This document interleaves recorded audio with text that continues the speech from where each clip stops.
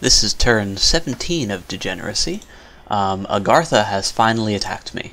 So, yeah, it looks like he was not interested in attacking Marignan at all, and so the army that we saw built up on his border is attacking me instead. Luckily, I did see this coming to an extent and already withdrew. So, looking at his formation here, he's using a box formation of entrance guards.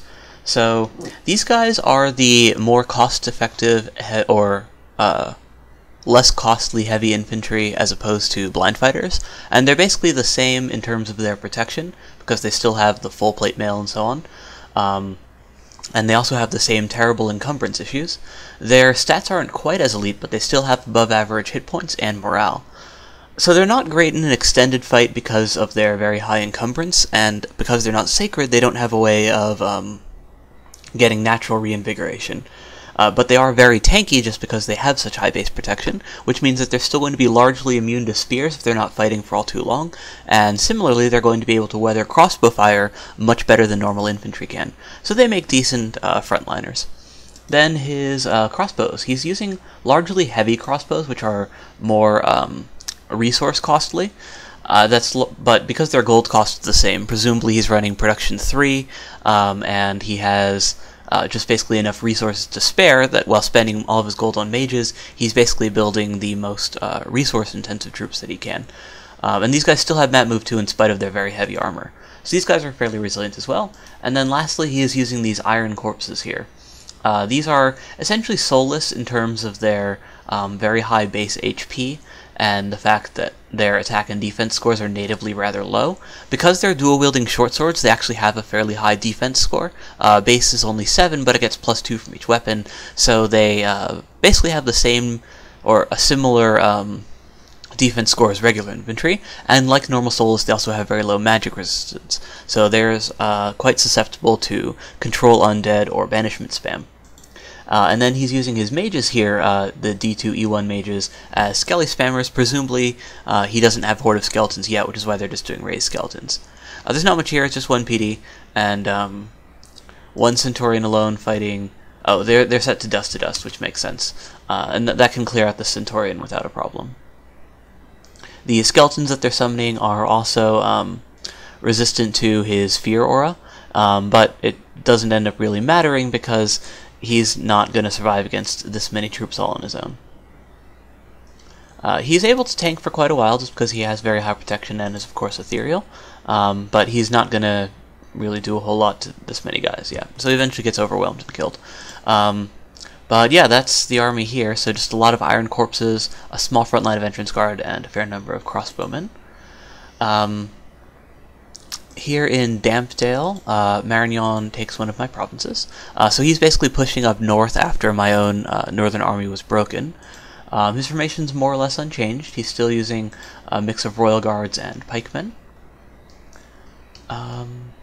And this province actually had a fair amount of PD because I'd raised it earlier in anticipation of an attack where I would be able to use my crossbowmen in conjunction with the province defense front line.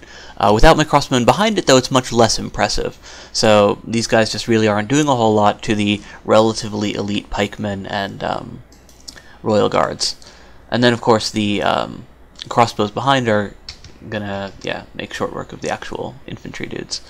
Most of the, actual damage is done by just this one Centaurian, and he eventually dies to the solar rays.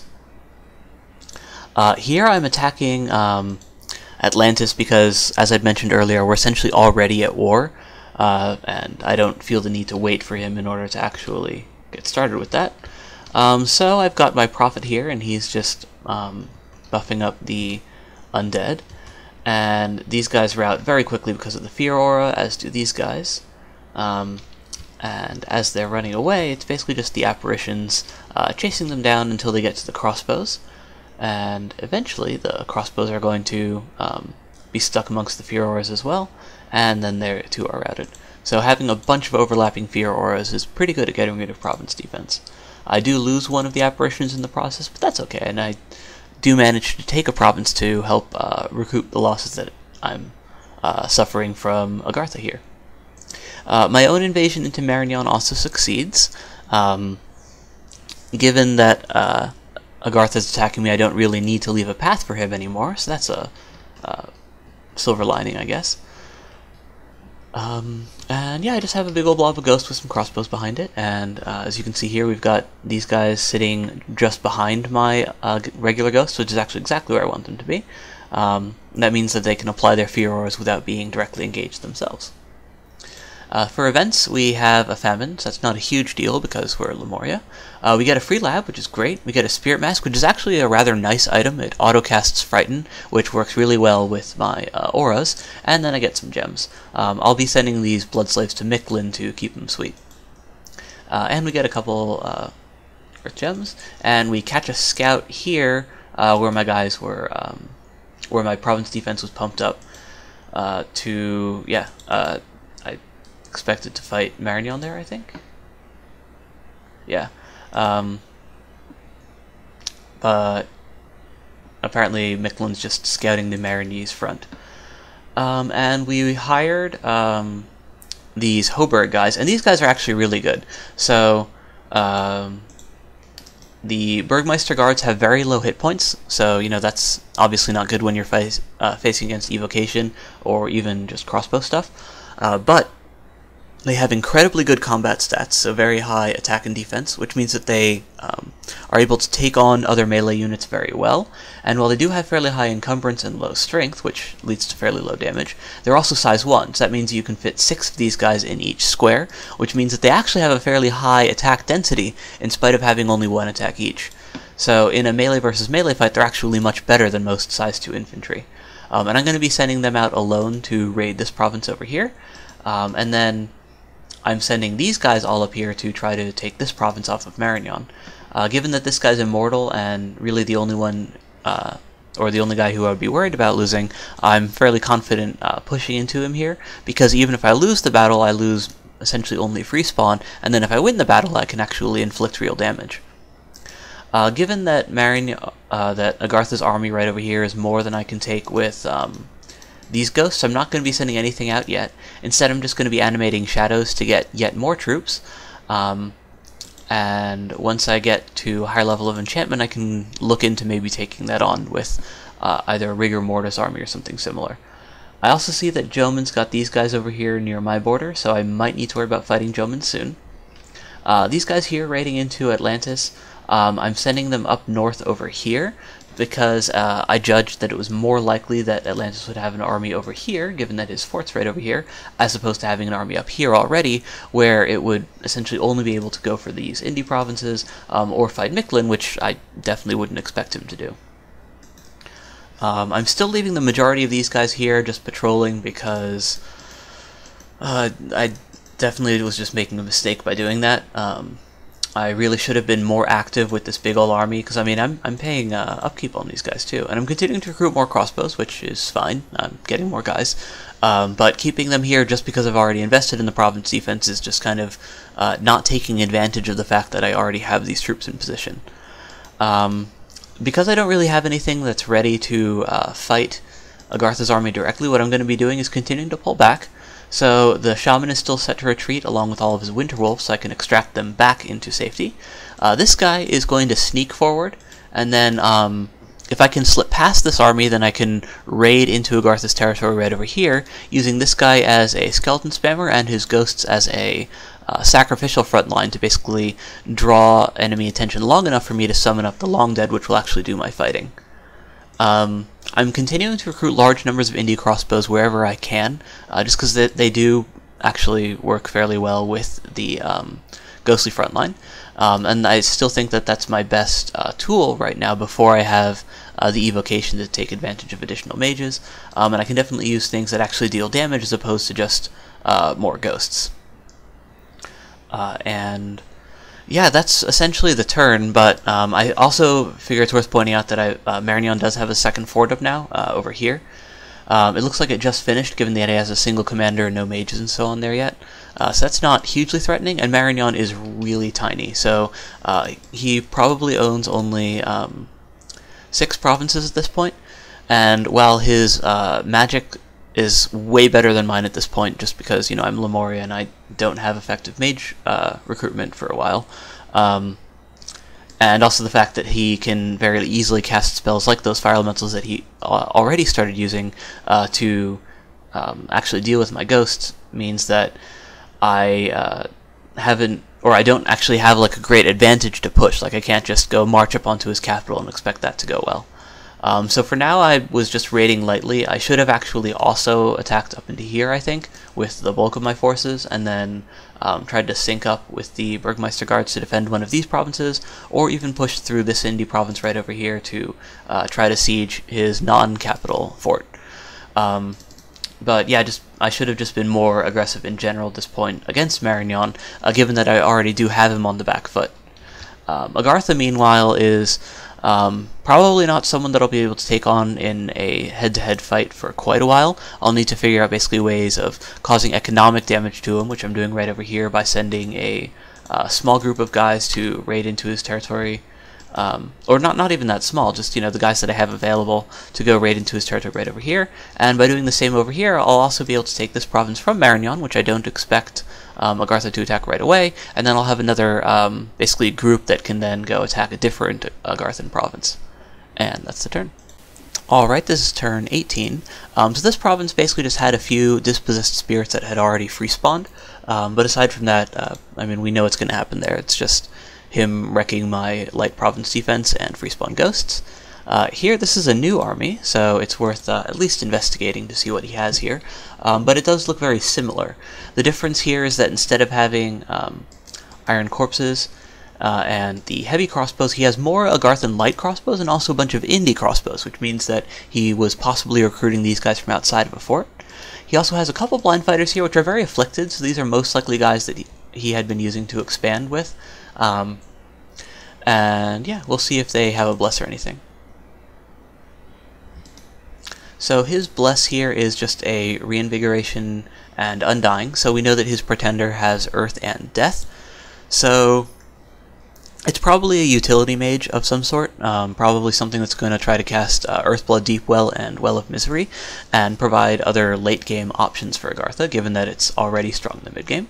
His positioning here is actually much better than it was with his other army, because he has these guys set to hold an attack and these guys set to summon skeletons, which means that the skeletons are going to basically run in between them, and then they're even going to get to the army first. So he has enough of a front line in order to basically hold off an attack, so unless you have like a huge amount of cavalry running up the mid that will just bulldoze right through those skeletons, you're still going to need to beat his heavy infantry in order to get to his crossbow and mage backline.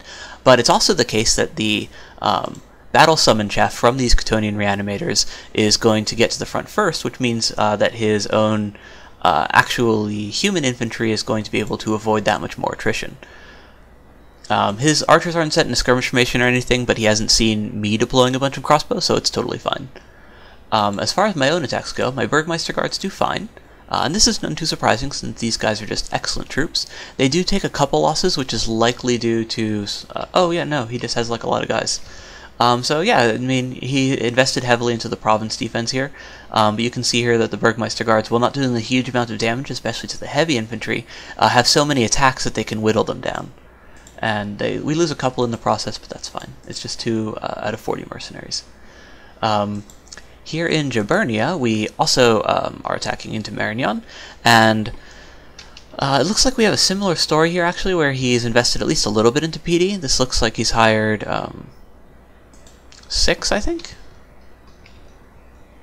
Oh, no, only 5, yeah, so this is only 5 PD, it's not a huge amount. It's either 5 or 10, actually, because this might be a province where we get 1 heavy infantry per 2 province defense. I'll check that in just a sec. Yeah, so that was 10 PD, so that's pretty good. And we only lose a couple ghosts in the process. So we get that province, and the archer has nowhere to retreat to, of course, because we've already cut off this province from Marignan stuff. And then here, we do meet Atlantis. So this is actually rather bothersome.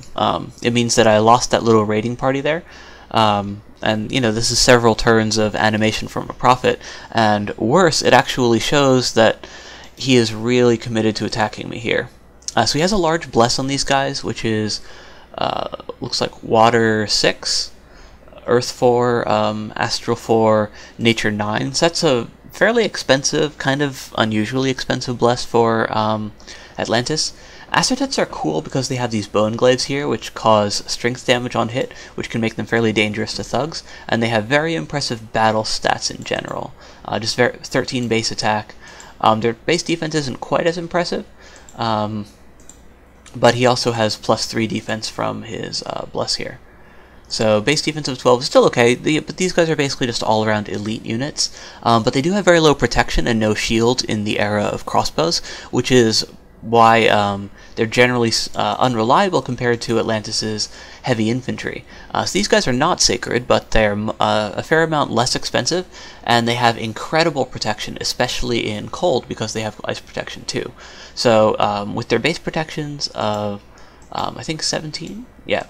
They get up to 23 protection in the cold, so just extremely durable guys, and their Ice Aegis is also a very, very strong shield with 18 protection and 6 parry, which means that it can tank crossbow shots fairly well as well.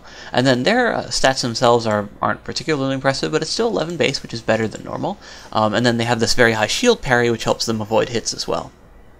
So, in general, when playing LA Atlantis, I prefer to focus on the Ice Warriors as opposed to taking any Bless aside from an incidental Bless, but this guy's focusing on the Sacreds, and they should still do well against my guys. Oh, and the other more important thing is that everything is magic. So these Bone Glaives are magic weapons, and these Ice Spears are magic weapons. So they're going to ignore Ethereal entirely, deal full damage, and because my guys have no protection, they can chop right through the undead.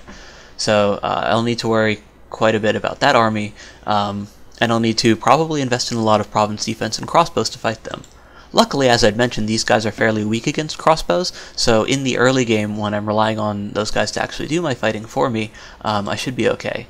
As far as handling these guys, while they are elite units in terms of their stats and equipment, they also have only 10 base magic resistance, which is normal, but also not impressive. So until he puts anti-magic on them, they're liable to be susceptible to Shadow Blast, so that's something else I can look into. And then finally, they also have a fair amount of encumbrance.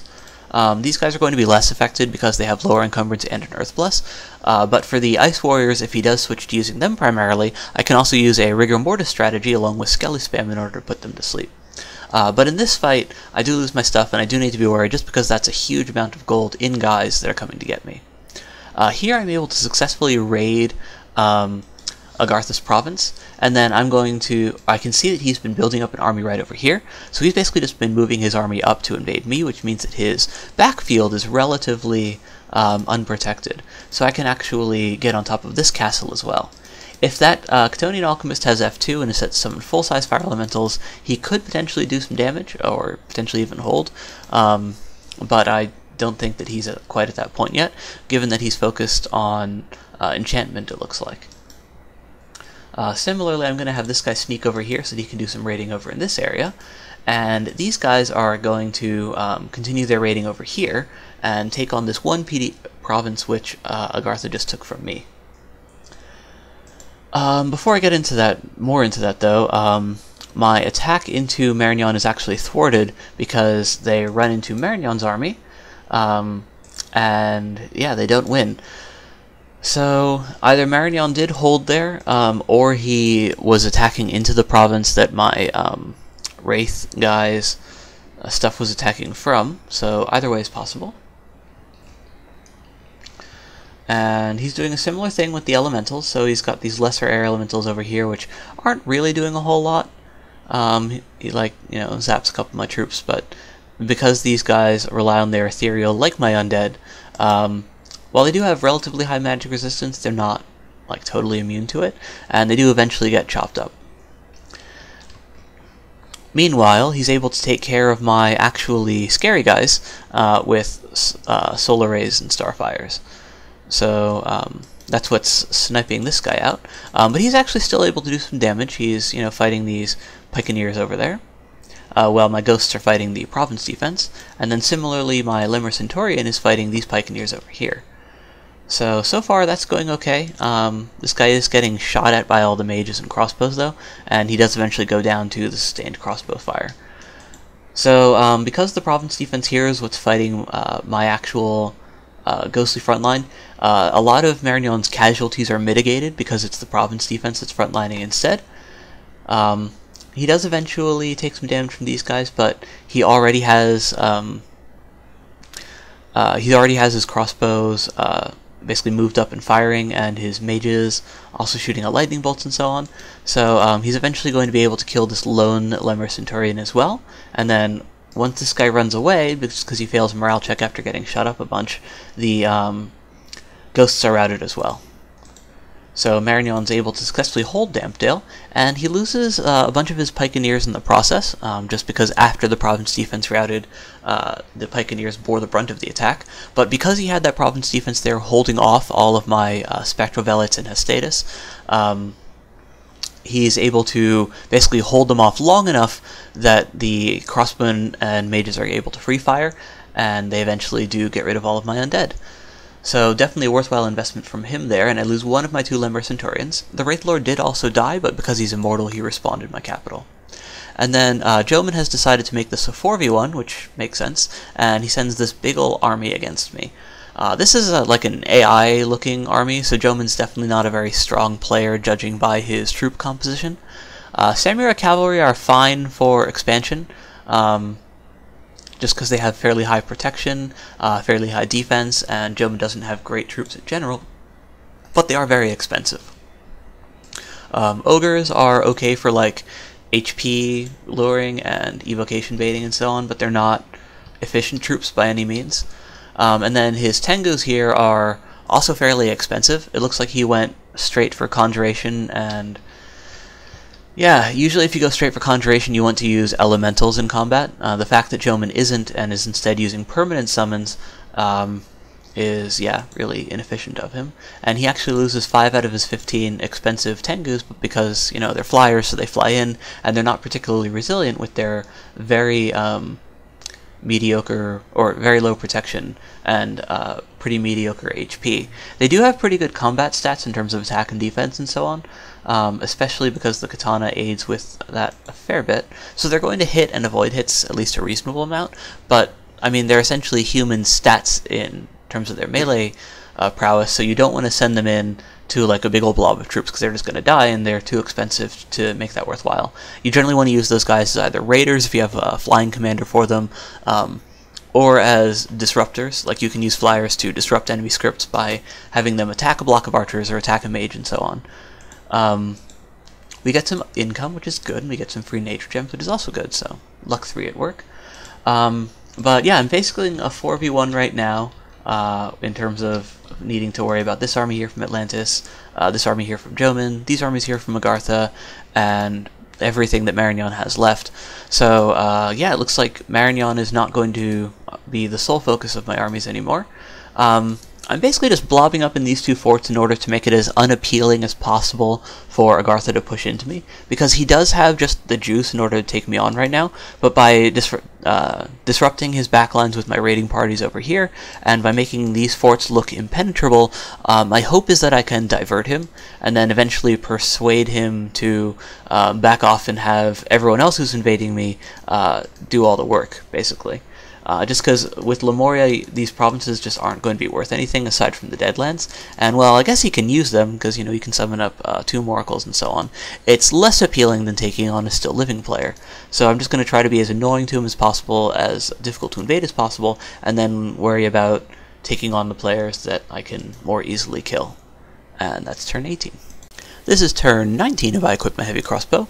I see Mictlan expanding some more, but we don't need to worry about that. We've already seen his bless.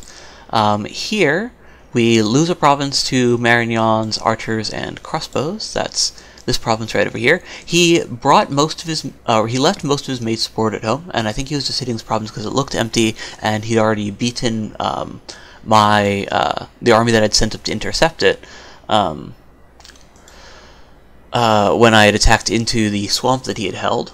It looks like he's using only crossbows and archers, and that's actually fine. Using them all in one squad is probably not great. If I were in his situation, I would actually use these archers as baits instead, just because they're less valuable because they don't have armor-piercing attacks.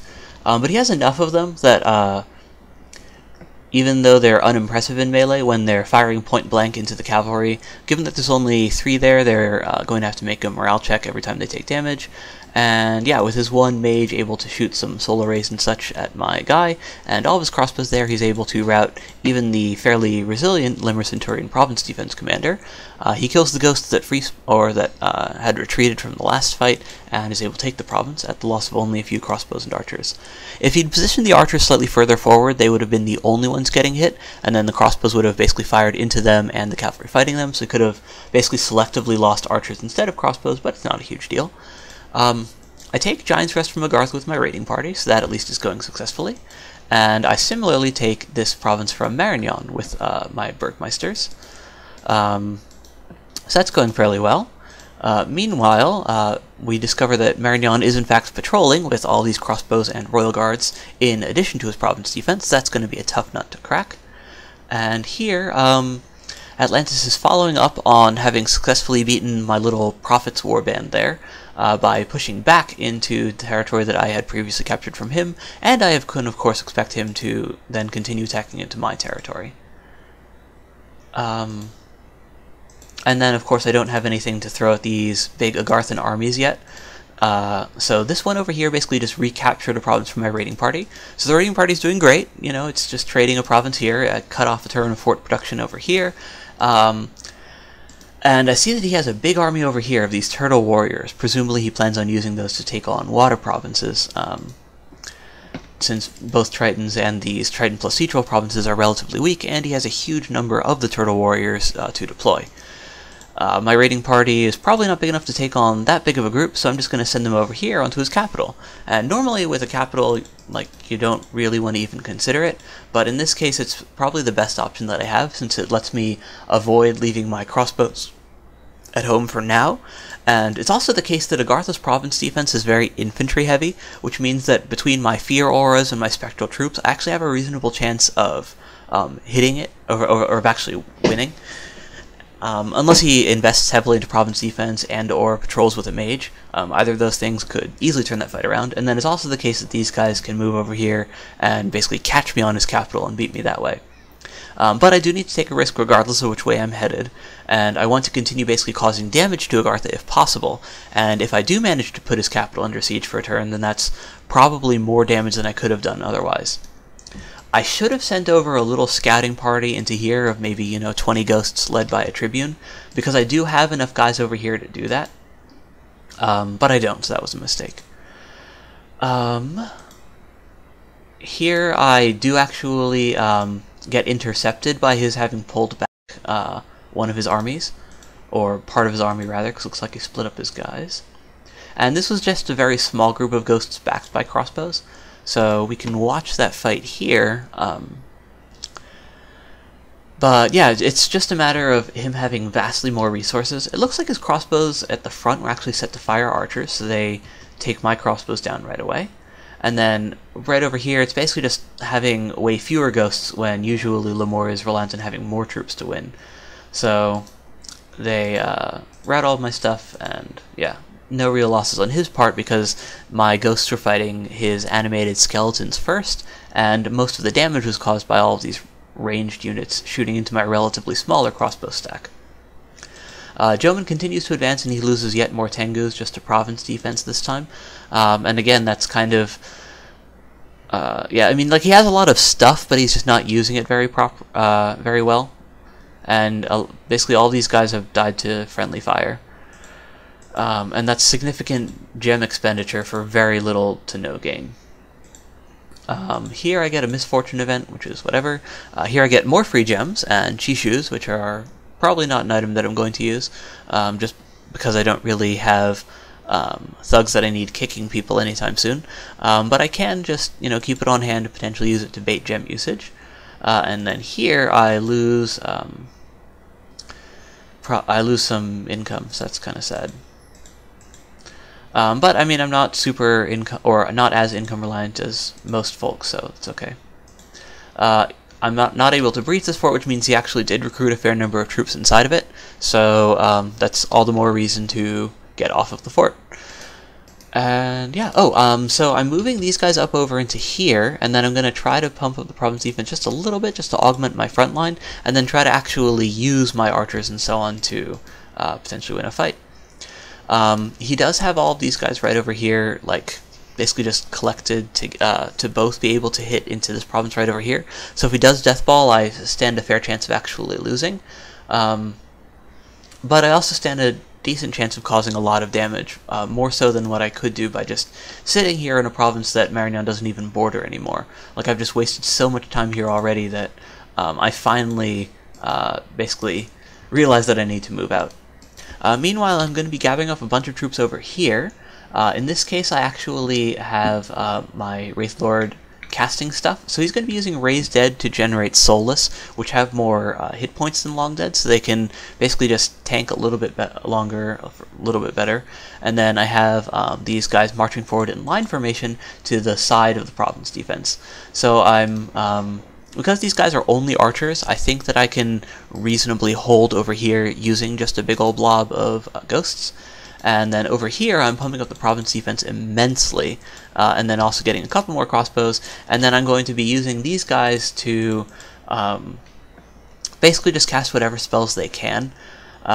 My magic isn't very well suited right now for actually doing stuff, but I am going to be researching a couple more points into thaumaturgy, so I'll be able to cast Sleep to put some of his guys to sleep.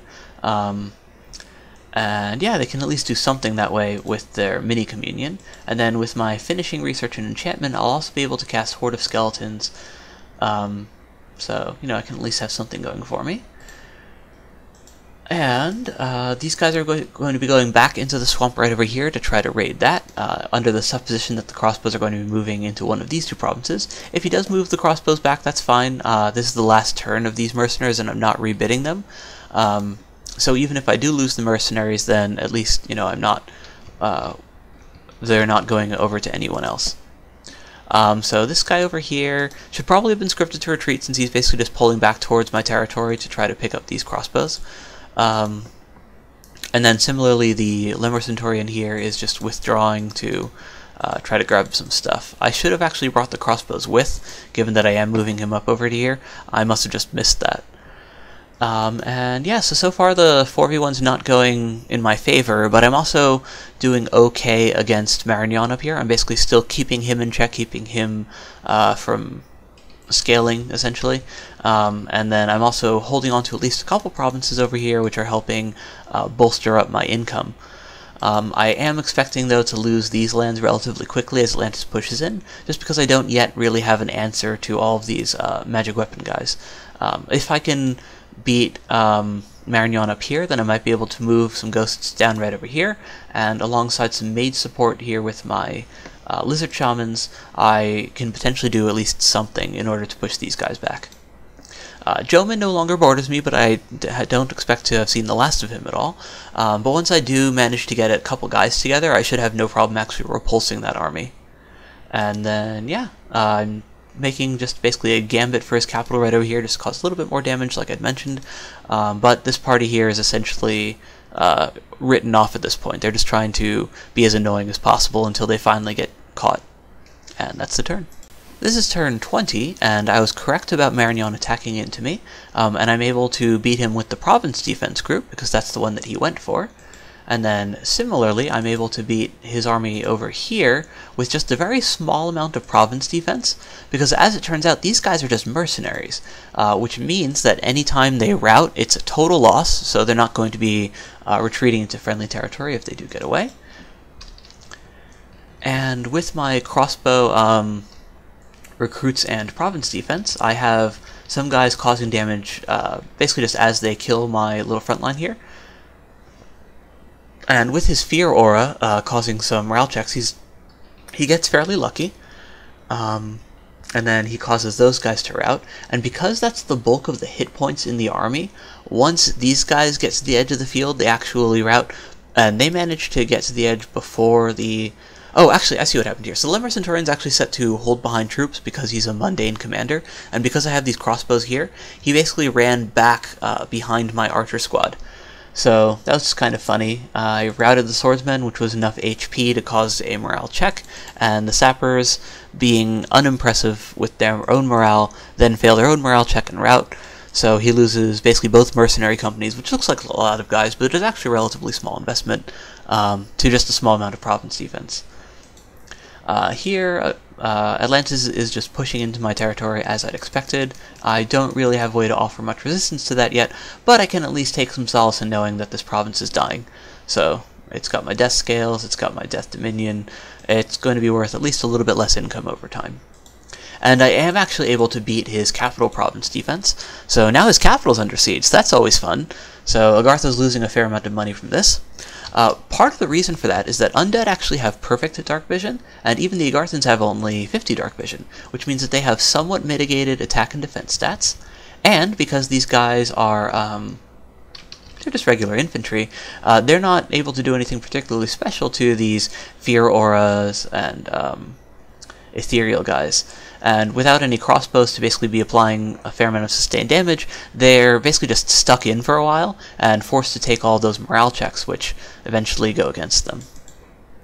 The entrance guards in the province defense last at least relatively well, but not long enough in order to actually get rid of my guys. I do lose a couple of these apparitions, which always sucks, but my army is still standing strong, and I have Agartha's capital under siege. That's always fun. In Dampdale, my Burgmeister guards are actually able to take the province and kill the Inquisitor that Marignon had left there. And again, this is just due to them being pretty excellent fighters. Looks like he went for 10 province defense again.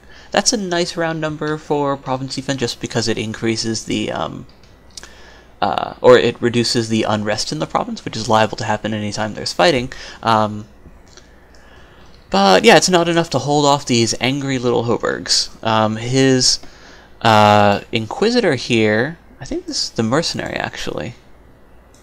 Yeah, so it looks like that's the, that's not an Inquisitor that he recruited, but instead just a mercenary who's already lost all of his troops. But that's okay. Either way, we kill him and we take the province. And then here in Jaburnia, this is just, yeah, Agartha retaking a province which my raiding party had seized. And now, in this case, I really should have moved this guy either over here or abandoned my crossbows and sent him into the water.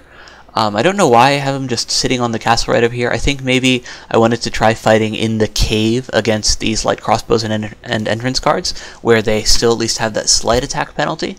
But this really wasn't a great decision. Here, Agartha's kind of just blobbing up, and I'm just trying to make my provinces continue to look as unappealing as possible. But against a death ball like that, I can't actually hold either of them if he does decide to go for them. The one thing that I do have going for me, though, is that the population on these provinces is quite small, and they have very strong death and temperature scales, which means that the amount of supplies is also going to be very low. Given how early it is in the game, and the fact that Agartha doesn't have any native nature income, he's unlikely to have any supply items, which means that these troops are relatively likely to actually be starving, and they will certainly starve if they move on to my forts right over here. Starving units, in addition to getting disease if they remain starving over a significant period of time, also just have much lower morale, and the lower morale works very well with Lemuria's fear auras, which means that I would at least have some sort of chance of getting rid of all of these guys if I can figure out a way to basically survive a couple volleys of this incredible number of crossbows. I'm moving these guys down into here, basically in order to try to repel an Agarthan attack, and then possibly even push into Agartha with these guys. And yeah, because I didn't rebid those mercenaries, they're essentially gone, so if I want to rebid them, I need to pay the full amount, and I do. I really do want to rebid them. They did really well for me, and if I can get them again, I imagine that I can use them to do some more raiding. I bid them in 109, it says, so let me see where that is. Here we go. Okay, so I bid them over here, and I apparently planned on using them to fight Joman, and I'm reviving a Grand Lemur over here with my Pretender, basically just in order to have at least one big Deathcaster, and because they're immortal, they can I can basically just throw him and my Pretender into combat right over here, and then if they die, they'll just come back, and I can potentially even bring them around to fight Agartha or something next. So that's what's going on over there. With Marignon's army over here being beaten, and this army over here, or being beaten by the province defense over here, and this province over here having been captured by my mercenaries. He still does have a commander over here, so he can potentially pull them up, but I'm going to try to push into this province, because in general you always want to be attacking. I'm moving my lizard shamans back over into here in order to basically just let them keep researching, although soon enough, if Micklin looks like he's going to be causing some trouble for me, I'll need to be able to figure out a way to extract these guys as well. And yeah, so we're fighting 4v1 now, and we're definitely losing ground as a result of that, but we're still able to cause damage to all of our opponents in the process. Oh, and then the other thing we see here is Atlantis. So these guys are the Atlantean infantries, some of his underwater recruit guys, and they are really not very good. Compared to his ice guys with their incredibly high protection and magic weapons, these guys just have mundane weapons, and their only particular advantage is that their armor can deal poison damage to units with short-range weapons that attack them in melee. Or sorry, low-length weapons that attack them in melee, and my ghosts definitely don't need to worry about that at all. So it's possible that Atlantis is going to be attacking me into here instead of Agartha, in which case I can absolutely crush those Atlanteans. And that's the turn.